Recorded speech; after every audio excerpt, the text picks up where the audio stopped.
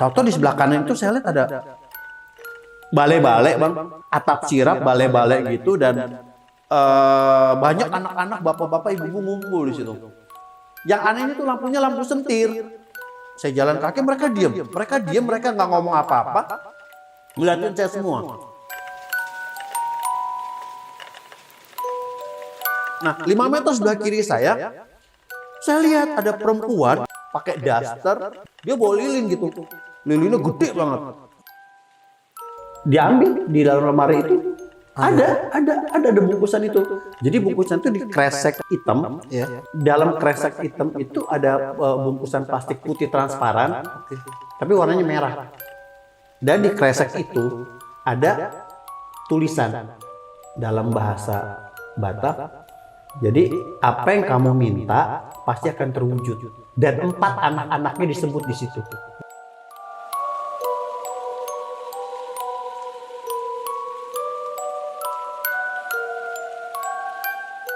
Assalamualaikum warahmatullahi wabarakatuh. Salam sejahtera untuk kita semua. Kembali lagi di Lonceng Misteri bersama gue Gilang Ahaditya.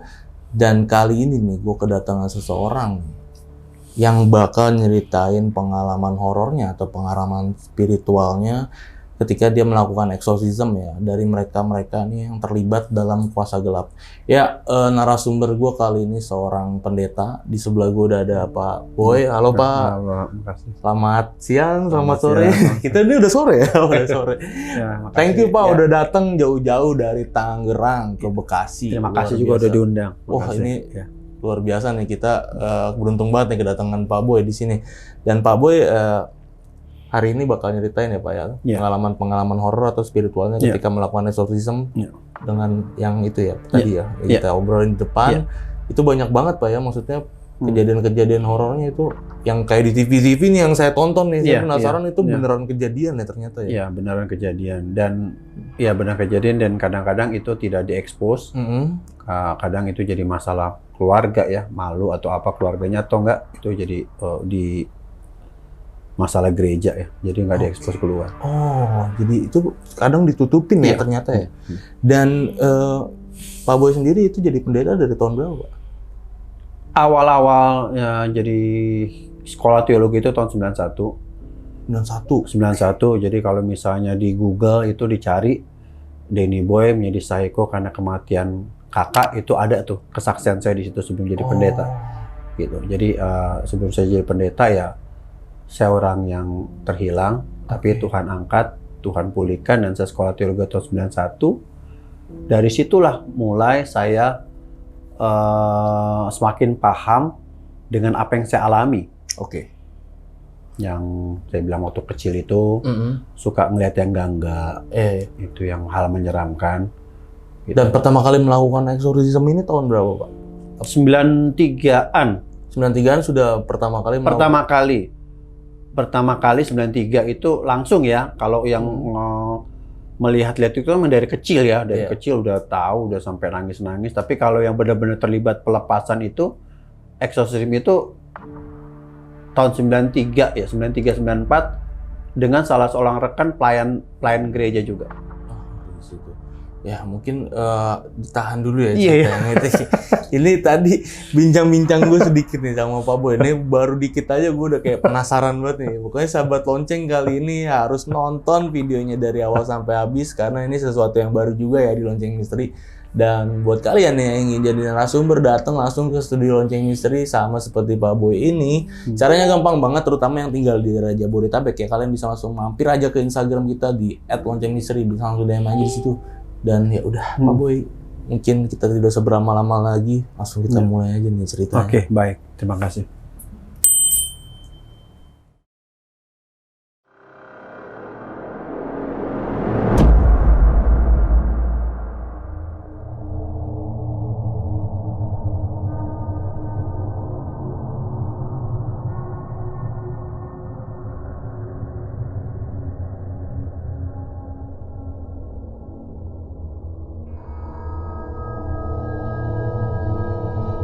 Pak, itu ceritanya gimana Pak?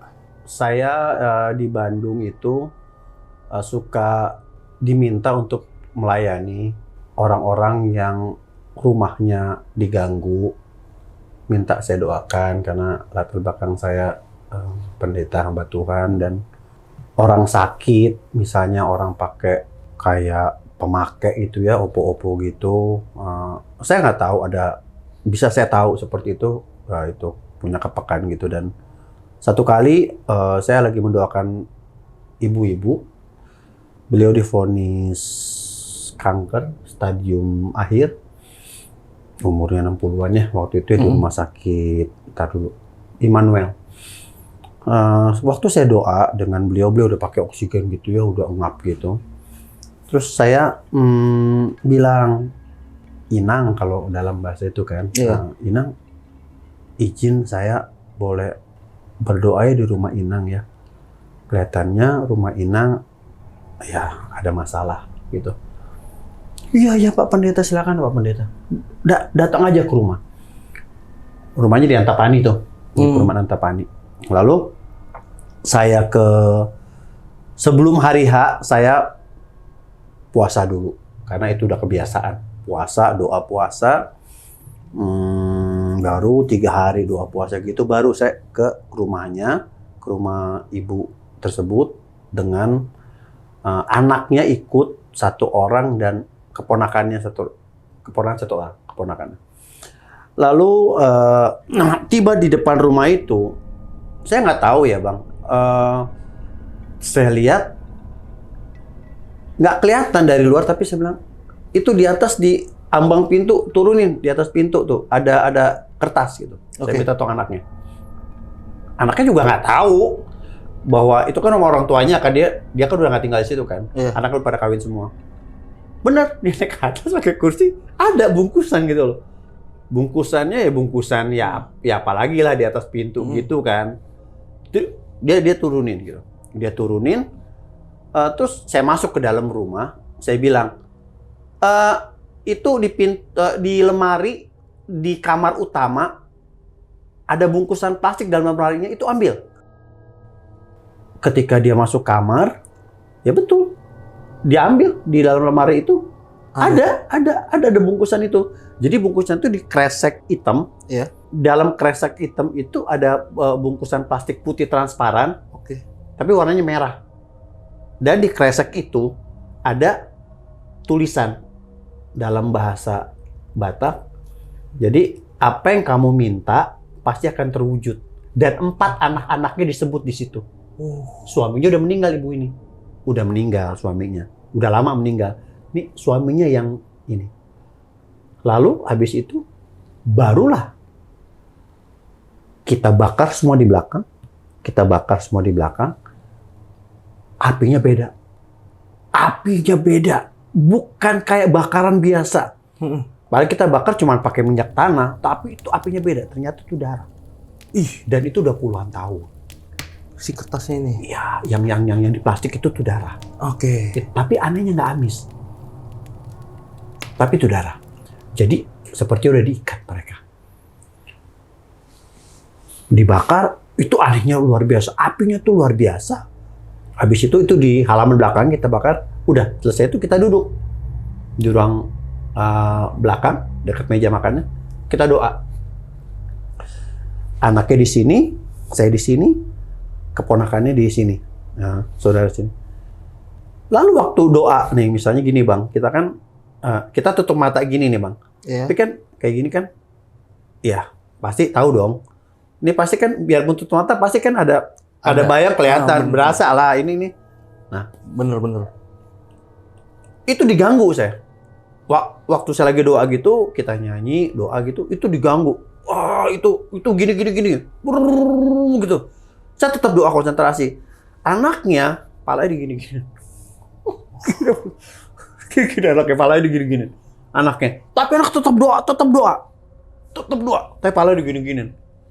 Nah, yang keponakannya itu juga diganggu, tapi mirip kayak saya gitu. Digini-gini, dibikin hilang konsentrasi. Udah doa udah selesai, amin. Cerita tuh. Tadi ada sesuatu kan? Iya. Kepala saya ditolong.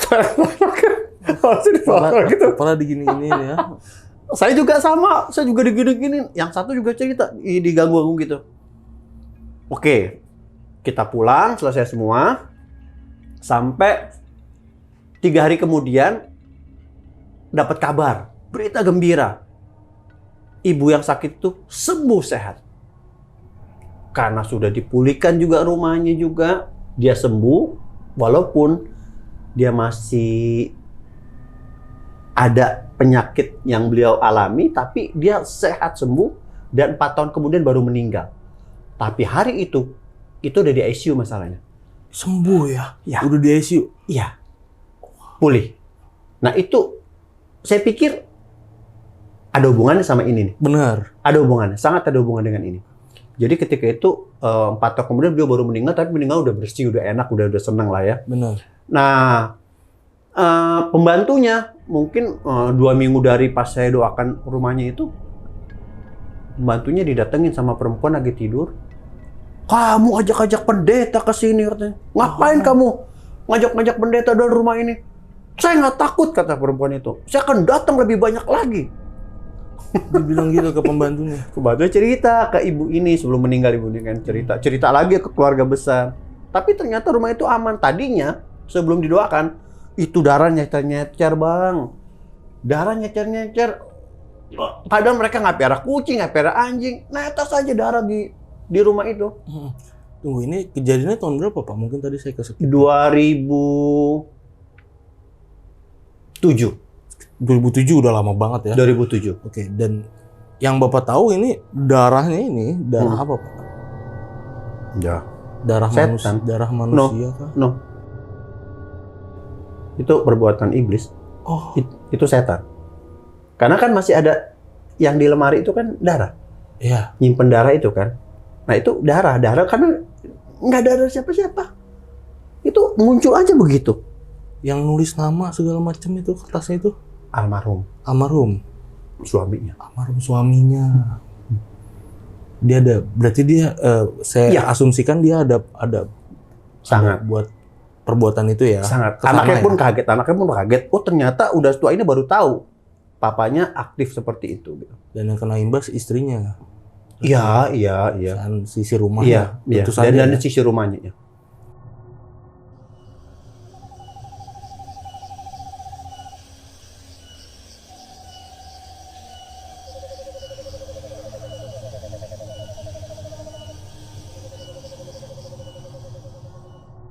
Pernah juga saya doakan seorang dokter Oke.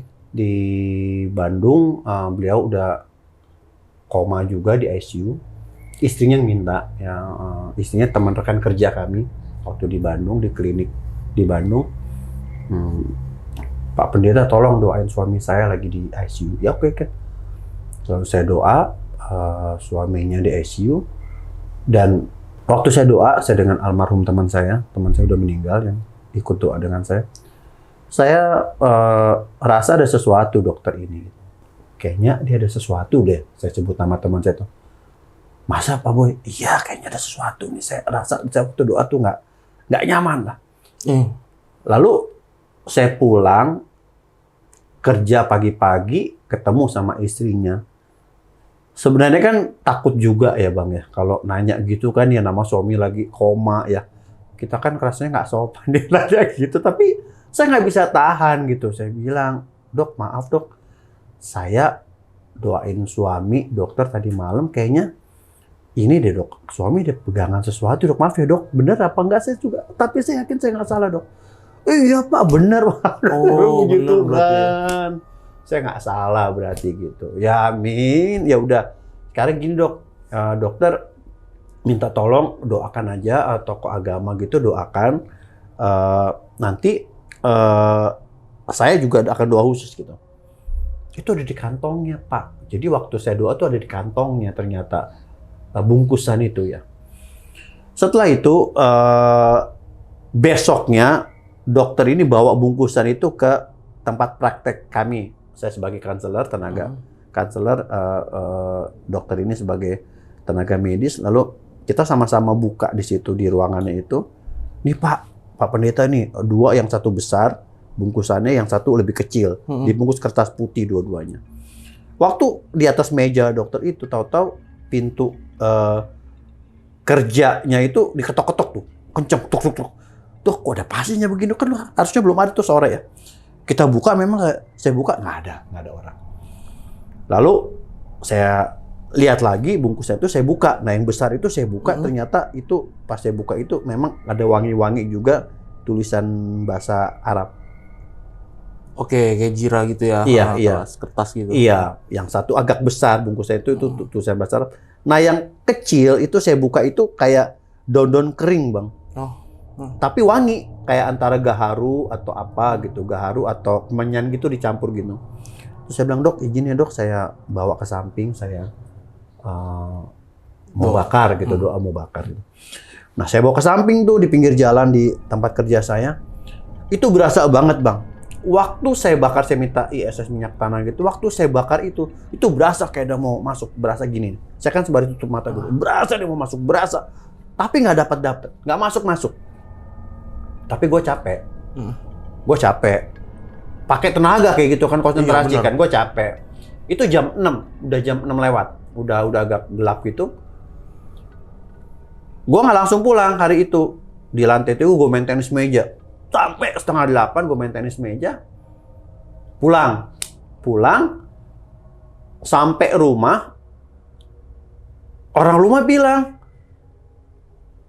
"Tadi ada kejadian di rumah." Gue ingat. Jam 6-an ya? Iya, kok tahu? Ya iya, lagi penengkingan, lagi usir itu. Jadi, nggak pakai Google Map dia, nggak pakai Grab. Dia datang ke rumah. Ganggu di rumah gitu loh. Dan dia ada di rumah. Setannya. Ya elah. Dia datang. Jadi dia datang keluarga Bapak ya? Iya. Dia ada di rumah. Jadi, gue rasa banget dia ada. Gue doa, di lantai 1 nggak ada, lantai 2 nggak ada, di lantai 3 kan jemuran. Ya. Gue uber, kurang ngajar kamu. Gue bilang, IS aja nyari alamat untuk ngirim surat aja nggak dapet. Kamu sih, keluar kamu. Saya tuh dapat terus, keluar kamu dapat terus. Saya bilang gitu, keluar kamu, saya bilang.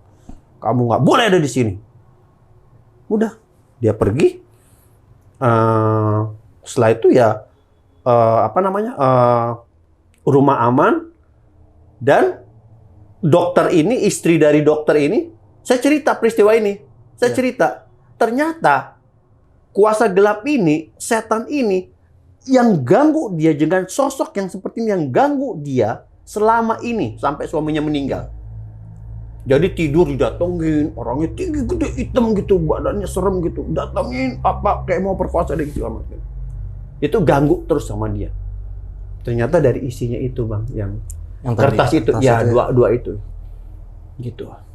Jadi istrinya itu diganggu cukup lama, setahun lebih, sampai akhirnya ketika udah selesai dibakar semua, itu rumah aman, nyaman, ya alhamdulillah puji Tuhan, gitu. Jadi itu salah satu dari yang saya ini. Dan satu kali pernah juga saya diundang mendoakan satu tempat ban terkenal di Bandung juga. Katanya gudangnya itu perlu didoakan. Saya datang ke sana, saya doakan, memang sosoknya ada di situ. Ini gudang ban. Gudang ban gitu gede ya? Ya? Gede. Tahun berapa nih, Pak? 2007-an, sekitar semuanya. 2007 2008. 2007 semua ya? Iya, 2007. Selama saya di sana. Sosoknya yang saya lihat di atas itu, di pojok itu ya sama seperti yang punya rumah ini, juga sama lihatnya ini. Udah tua, nenek-nenek serem. Di pojok itu mukanya juga hancur gitu. Oh, saya bilang ya udah, kita doa selesai. Amin. Rumahnya dia kan nggak jauh dari gudangnya itu kan. Iya. Saya diundang ke rumahnya, mereka udah siapin makanan. Waktu di rumahnya ditanya gitu. Bapak gimana sekarang, udah aman? Udah aman, kita udah doa aman. Kita gudang Bapak udah nggak ada yang ganggu lagi ya. Ya memang bener sih, kenyataannya setelah berapa lama, cuman Pak di atas kayaknya suka ganggu Pak di lantai. Jadi rumah mereka kayak ruko gitu, lantai 4-nya tuh suka ganggu. Mesin berisik sampai bergerak-gerak, mesin kayak poltergeist gitu. Di rumah mereka itu. Istrinya juga peka, dia bisa tahu gitu. Saya ke atas, saya doa, saya kan kalau dulu tiap ruangan per ruangan nih, dari lantai atas ke bawah, terus sampai kamar sampai ke bawah. Terakhir pas lagi di ruang makan gitu, saya langsung bilang, maaf ya, Ibu, setannya di dalam rumah juga ada loh Bu. Ibunya nggak sangka kalau saya langsung nembak gitu. Kaget dia? Kaget. Maksud Bapak, kan udah tadi pikirnya gitu kali. Enggak. Ada dalam diri Ibu. Oh. Iya. Kan orang harusnya kan ini ya. Harusnya saya juga takut ya ngomong gitu ya. Kan bisa aja tersinggung. Ya, karena bisa aja salah ya. Iyalah. Kan saya juga, ya tapi saya harus ngomong gitu loh. Kan biar, karena tuh kan nggak sembarangan juga ngomong gini gitu loh. Kayaknya ada deh Ibu ya. Setannya di Ibu ya Bu. Saya bilang gitu. Ternyata benar. Ibu ini pakai susu. Oh, Mas. Sudah bertahun-tahun. Kenapa sih ibu ini pakai susu, Pak? Karena suaminya sempat ada kasus dengan babysitternya. Oh. Dan supaya nggak kabur lagi suaminya, dia pakai pemikat supaya suaminya suka sama dia terus. Waduh, suaminya lihat-lihatan. Tadinya saya kaget kan bisa berantem nih suami istri. Ya, bisa jadi marah suaminya ya. Tapi ternyata enggak. Alhamdulillah puji Tuhan, suaminya aman. Mereka nangis-nangisan di situ, memberikan pengampunan, langsung pengampunan, selesai. Ya, saya doa di situ. Puji Tuhan, dan susuknya hancur sendiri. Dia nggak kelihatan, nggak didoakan, hancur sendiri. Bapak ambil susuknya dari badan? Tidak, dia hancur sendiri. Oke. Ketika berdoa, kita doa, kita nyanyi, ada model gitu, ada yang bisa keluar dengan bentuk, ada yang juga hancur sendiri. Hancurnya berasanya apa ketika hancur? Ibu itu yang ngerasa sendiri. Oke. Tadi yang make kan? Iya. Di beberapa bagian tubuhnya, dan dia rasa memang plong, lepas. Ya. Sampai sekarang puji Tuhan rumah tangganya, alhamdulillah puji Tuhan rumah tangganya aman-aman, damai-damai sampai sekarang. Alhamdulillah ya. Ya, puji Tuhan. Gitu. Banyak yang saya alami dari kecil sebenarnya, saya punya hal seperti ini. Man waktu kecil saya takut. Dulu belum ada ya, tahun 2000 itu tahun 2000, sorry. Kejadian tahun 2000, tahun 2000 ya. Tahun 2000 nih? Tahun 2000, ya 2000. Saya pulang ibadah, rapi lah, bawa kitab gitu. Iseng mau kunjungi kenalan, itu di Kamar Med RSCM, itu di sampingnya itu dia jualan di situ nasi padang gerobakan gitu. Nah, dari Salemba saya turun, saya jalan kaki masuk ke dalam. Waktu saya, itu udah jam 6 sore lah ya, udah jam 6 sore. Uminya nggak ada gitu. Waduh, Umi nggak jualan nih, saya pikir gitu ya. Kamar Med di sini dulu masih, Kamar Med RSCM itu masih itu banyaknya nasi nyata ditaruh di bawah lah ya, masih blowernya kadang keluar itu masih bau ya, karena itu apa ya dibilang apa? SS itu ya apa? Kamar S itu kan di bawah-bawah semua kan, sekarang udah di atas kan. Nah, oke. Harusnya saya keluar ke Jalan Salemba lagi kan, harusnya. Tapi saya nggak mau, saya ikutin jalan itu gitu, nggak tahu kenapa itu udah 6:30 jalan di jalan setapak itu gitu. Kiri kanan tuh rumah-rumah dosen ya, rumah-rumah dosen-dosen UI gitu. Jalan sampai akhirnya saya ketemu tembok, mungkin tingginya 2 meter, kiri kanan mungkin lebarnya sekitar berapa? 10 ya, 10 kanan 10 kiri. Saya lihat tembok itu, saya pikir ini apaan sih? Ini masih aspal. Ada celah sebesar badan gitu. Ya udahlah, saya penasaran. Saya lewat gitu, ada lewat tembok itu, saya masuk, saya lewat. Pas saya masuk lewat tembok itu tuh ternyata tanah merah, udah bukan aspal lagi Bang, udah tanah merah itu, tanah merah. Apaan sih nih? Jadi tanah merah itu Pak? Tanah merah semua itu. Jadi bukannya aspal tapi tanah merah. Mungkin dari sananya memang udah tanah merah, itu nggak di aspal kayaknya, seperti itu. Saya jalan kaki, tahu-tahu di sebelah kanan itu saya lihat ada balai-balai Bang, sirap, atap sirap, balai-balai gitu, dan banyak anak-anak, bapak-bapak, ibu-ibu ngumpul di situ. ketawa-ketawa rame gitu. Mungkin ada 15 orang gitu. Cuman yang saya nggak masuk akal pakai gedek-gedek gitu ya bangunannya gitu ya. Balai-balai gimana sih zaman Betawi zaman dulu lah. Bangunan balai-balai gitu dan juga bangunan gedek gitu, atap sirap gitu. Yang anehnya tuh lampunya lampu sentir. Lampu sentir yang pakai minyak gitu. Kayak lentera ya? Lentera gitu. Digantung gitu kan. Dan itu kan remang-remang, udah malam juga kan, nggak ada penerangan apa.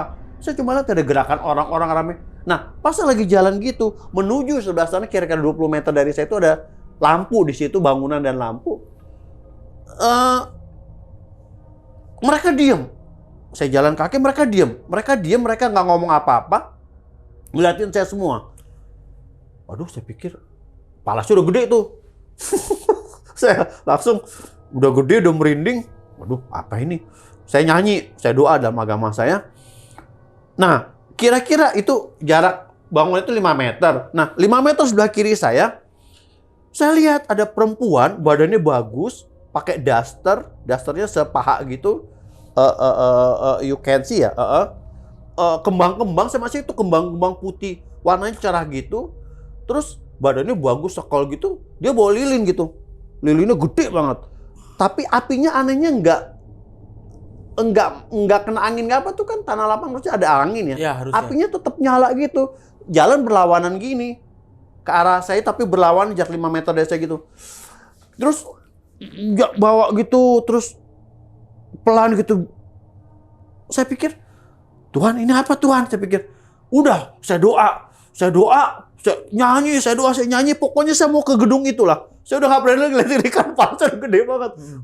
Wow, ini berat nih. Ini tengkuk udah berat. Saya pokoknya mau ke sana bangunan yang ada lampunya itu. Saya udah nggak mau lihat kiri kanan. Saya jalan ke depan itu. Nah, ketemulah etalase di situ. Di yang lampu itu tuh etalase. Jual alat tulis kantor, Bang. Ada mesin fotokopi juga. Tapi ada 2 orang situ. Nah, yang satu lucu. Duduk di kursi plastik gitu. Tapi dia ngadep tembok. Gini aja ngadep tembok. Nggak ngeliat saya pokoknya gitu. Nempelin jidatnya ke tembok gitu. Saya pikir, ini apaan sih? Saya pikir. Ya udah. Nah, yang satu nyamperin saya. Nanya. Kenapa Pak? Iya Pak, saya nyasar. Saya bilang. Saya mau ke Jalan Salembara ini kemana? Di mana saya ini? Ini cowok cewek nih? Cowok. Dua-dua cowok. Pak, ini saya mesti kemana gitu. Tahu-tahu dia bilang, ini Pak, ini nih, ini pintu kamar mayat Pak. Ini kamar mayat? Iya, kamar mayat RCM. Oh, jadi saya mesti lewatin? Iya Pak, lewat ini pintu belakangnya. Masuklah saya ke situ. Saya masuk ke situ, ya ada beberapa jenazah yang taruh di bawah kan dulu kan, masing-masing taruh di bawah kan, mungkin yang ada kenal atau apa ya, belum ada keluarganya dicari gitu.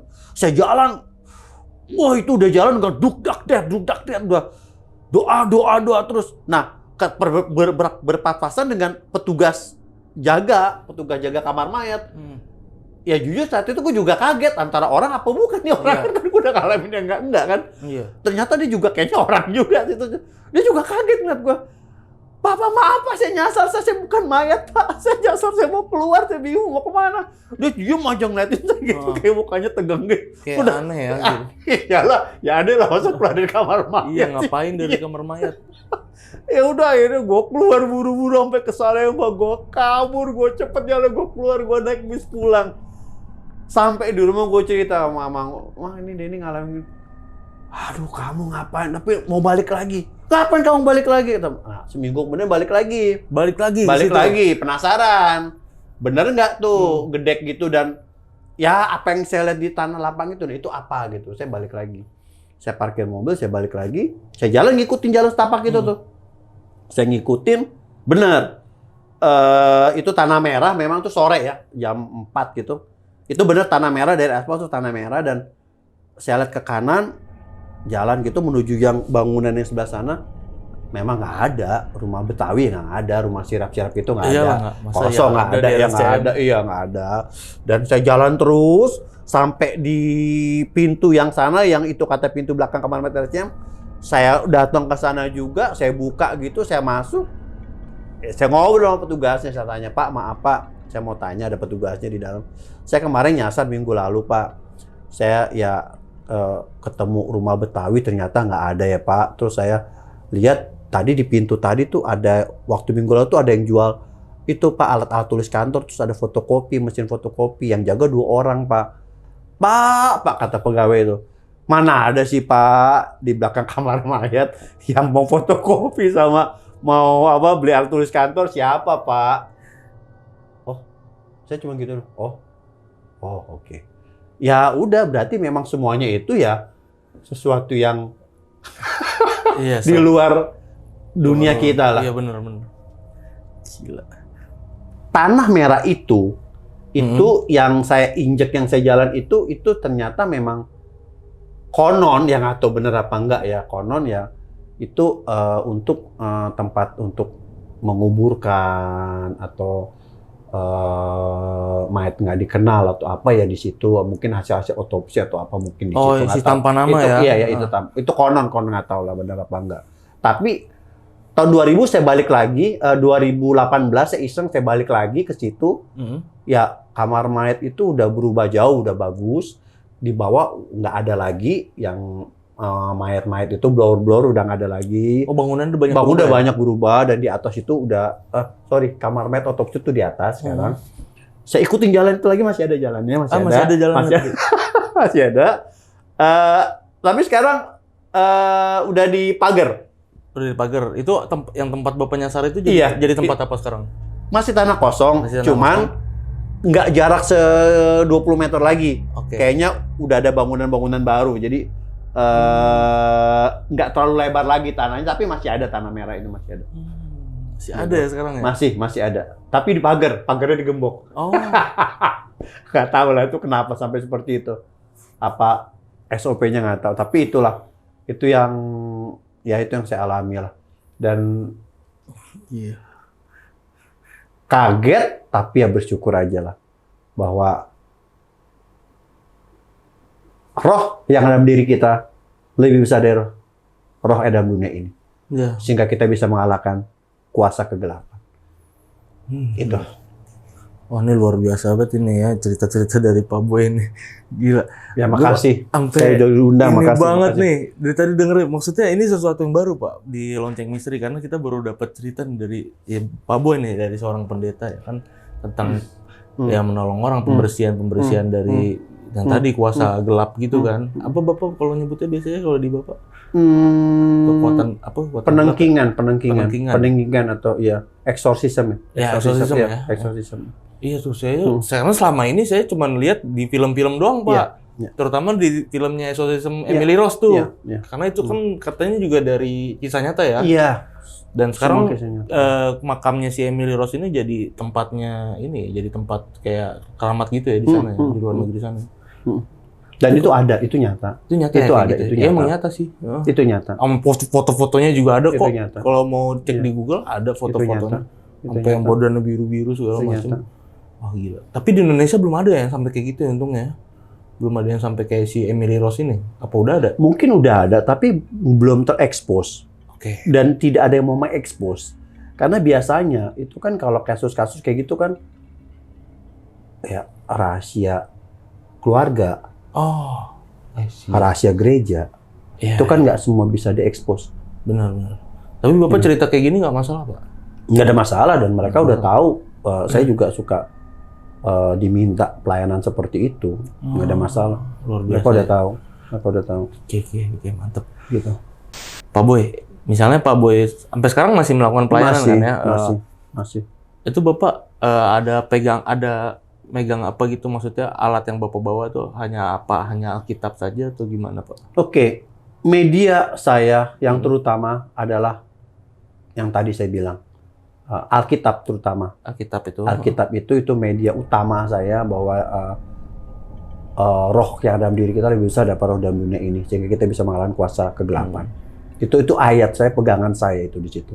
Jadi bentuk apapun di tempat kos saya juga, di tempat tinggal saya atau kos saya atau tempat zaman, saya berapa kali juga diganggu, tapi saya nggak peduli. Orang bilang, Pak itu di tempat Bapak ada loh itu. Udah. Kenapa? Roh dalam diri saya lebih besar daripada roh dalam dunia ini.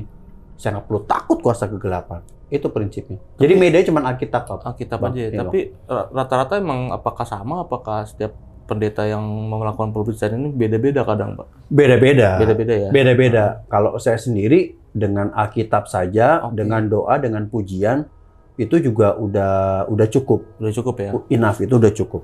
Pak Boy sekarang di Tangerang ya berarti ya? Di Tangerang, Perintisan Gereja. Domisili di Tangerang. Tangerang. Di gereja yang Tangerang juga ya berarti? Iya, Perintisan Gereja. Perintisan Gereja. Ya, Perintisan Gereja namanya House of Repentance Fellowship. Oke. Perintisan Gereja. Orang sana berarti juga harusnya tahu ya, maksudnya Belum di Tangerang tahu, belum tahu belum juga. tahu karena kita masih kecil. Ibadahnya juga masih, tadinya kan ada ibadah di ruko, cuman kan karena pandemi rukonya kan dijual sama yang punya kan bangkrut. Oh iya benar. Jadi kita masih ibadah dari rumah ke rumah. Tapi nanti minggu depan ada baptisan, ada yang mau dibaptis juga gitu. Jadi ya tetap berjalan. Nah, untuk usaha saya bisnis gitu. Karena perintisan itu kan nggak ada sponsor, nggak ada fundraiser. Iya benar sih. Saya mesti usaha, mesti bisnis gitu. Jadi ya saya bisnis juga gitu. Selain saya ini juga usaha juga. Pokoknya lancar terus lah Pak ya. Bisnisnya amin, segala macamnya. Amin Bang. Oke Pak Boy. Ada pesan-pesan nggak nih buat sahabat lonceng gitu nih? Apa nih Pak Boy? Pesan-pesannya dari Pak Boy gitu. Oke, baik. Iya, kita harus tahu, kita harus paham bahwa di luar kita, di luar diri kita itu ada dunia lain yang harus kita lihat bahwa mereka tuh eksis, mereka ada, dan kita nggak perlu takut, ya, karena kita tahu bahwa roh yang ada di diri kita lebih besar daripada ada dunia ini, sehingga kita berani melawan penguasa kegelapan. Karena mereka itu bawa rasa takut. Kalau sampai kita takut, mereka berhasil. Kalau sampai kita terbawa, sampai kita nggak berani ke kamar mandi, nggak berani tidur di kamar, nah itu justru itu yang mereka senang. Nah kita harus lawan. Kita harus berani, tentu bukan dengan diri kita sendiri, tapi dengan Tuhan. Ya, hasilnya. Thank you banget Pak Boy ya. Saya juga terima kasih udah diundang. Thank you banget nih. Ini jauh-jauh datang lo dari Tangerang lo ke sini. Luar biasa buat ke studio Lonceng Misteri di Bekasi. Makasih. Thank you banget Pak Boy ya. Makasih sama-sama. Dan akhir kata ya gue Gilang Ahaditya izin pamit. Pak Boy juga izin pamit. Dadah. Makasih.